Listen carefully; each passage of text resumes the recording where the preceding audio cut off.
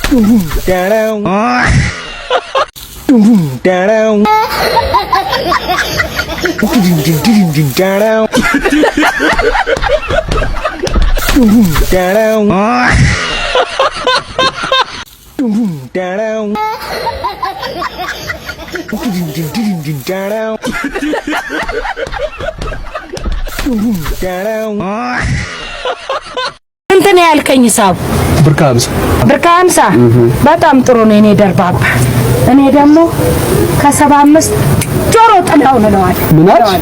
አይ ወዲህ ነው። አሁን አመጣለሁ ማለቴ ነው። አሁን አመጣለሁ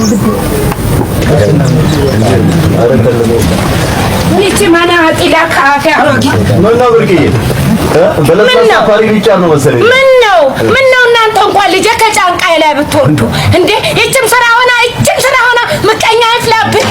እናንተ እዚህ ቁጭ ብላችሁ ድዳችሁን ከምታሰጡ ስራ አትፈጥሩ። የኛ ሙር ስራ ፍጠሪልና ደረት ብቻ ቀፎ ስራ ቢፈጥሩልህ አንተ ጭዳ አሰራም በጫትና በሲጋራ ጭንቅላት ደንዝዟል። እንዴት ነው ተመቀምሽን? ምን አገባ አበጀው ብጠጣ በገዛ ገንዘቤ ምን አገባ አንተ ሴት አለሙ ወጣቶቹን ጨረስክና ወደኛ ወደ አሮጊቶቹ መጣ። አንገኝም እኛ እሺ አንገኝም። አንድ ለአንድ ነው ጨዋታ። እሺ አንድ ለአንድ ጨዋታ። አይንሽ ይጥፋ። አይንሽን የአባቴ እናቴ አምላክ ድርግም ያርገው። ኧረ አንቺ ሁሉም ይበልልሽ። ድርግም አደራው ሁሉም በይ እጂንዛ። ስለዚህ ባካችሁ እረፉ፣ አታድክሙን፣ አታዝሉ። መልካም ሰዎች ደግሞ ጸልዩለት።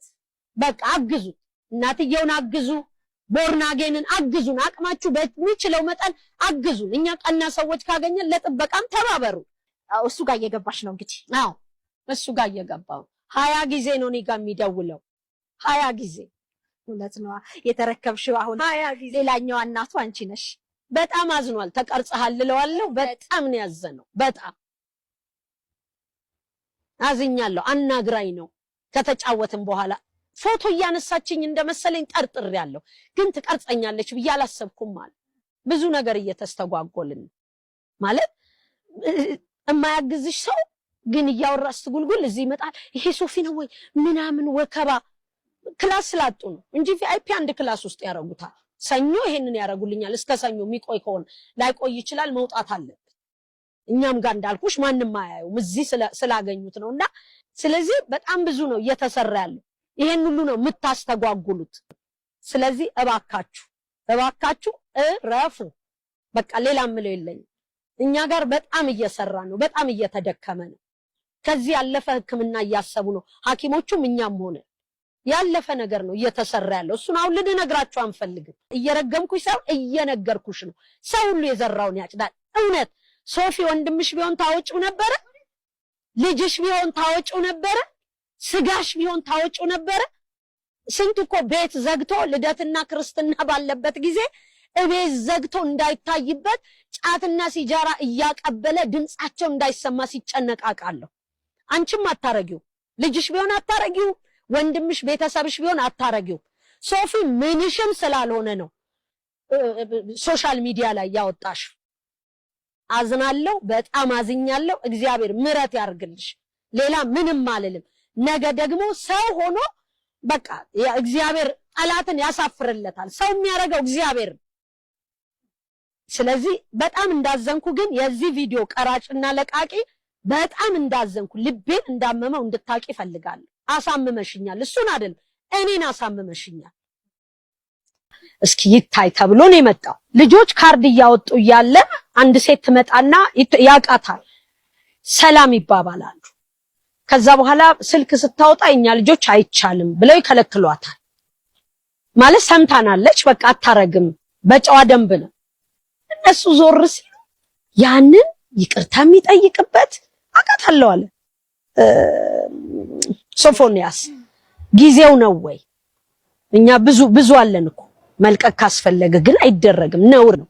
በዚህ ልክ የልጁን ነገር አውጥቶ እንደው እንዲህ እንዲወጣ ማድረግ እኔ በጣም አዝኛለሁ። በጣም ማለት በዚህ ሁኔታ ልጁን አደባባይ አውጥተን ምንድነው ግን የምናረገው?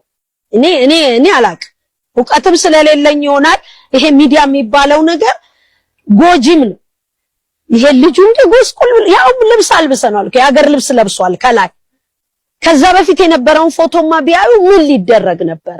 በዚህ ልክ ምንድነው የምንፈልገው? ማለት ከዚህ የምናገኘው ነገር ምንድነው? ልጁን በዚህ ሁኔታ እዛ ነገር ላይ ማውጣት ለምን አስፈለገ? እኔ አዝኛለሁ፣ ከልቤ ነው የምነግርሽ። በጣም አዝኛለሁ። ማለት ሁሉ ሆስፒታሉ ሁሉ አዝኗል። በዲሲፕሊን እንትን ላይ እንነጋገራለን። በተለይ ይሄን ያረገች ሴት ናት ብሎኛል፣ ነግሮኛል። ስሟን ይነግረኛል ብዬ አስባለሁ። ይሄን ያረግሽ ሴት ነገ ግን አዝናለሁ። ነገ ልጅሽ ቢሆን እንዴት ታወጪዋለሽ? ወንድምሽ ቢሆን አባትሽ ቢሆን ታወጪዋለሽ? አታወጪውም። መደበቂያ ነው የምትፈልጊው። ዛሬ ግን ወንድምሽ ስላልሆነ ልጅሽ ስላልሆነ ምናልባት ይሄ ላይክ እና ሼር የሚሉት ትርፉንም ጥቅሙንም አላውቀውም፣ ለእናንተው ነው የምትሆኔ።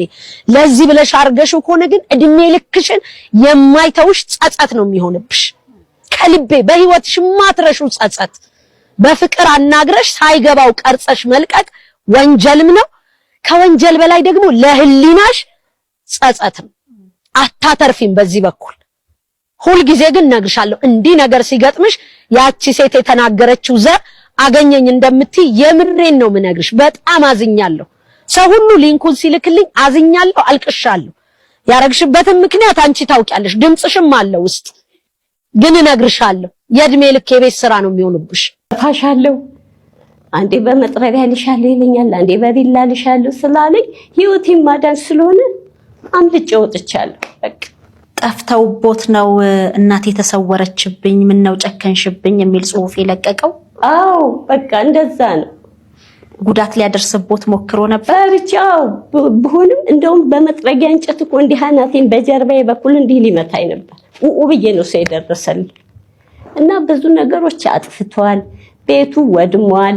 እንደገና ዘይት ጥዶ በሁለት ብረት ድስት ጥዶ አንተክትኮ ለኔ ነበር ያ ነገር ላይ ሊገለብጥብኝ የታሰበው ማለት ነው። ሰው ደርሶ አጥፍቶት አውርዶ ይቀዝቅዝ ብለው አስቀመጡት።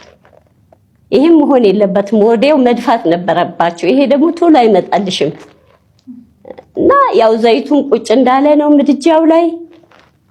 ምን እናረጋለን? ቤቱ እንዳልነበረ ሆኗል። እና በቃ ጥዬ ወጣሁ። እኔ ከህይወቴ አይበልጥም። አላመንኩትም። በቃ አሁን የመጨረሻ አላመንኩትም።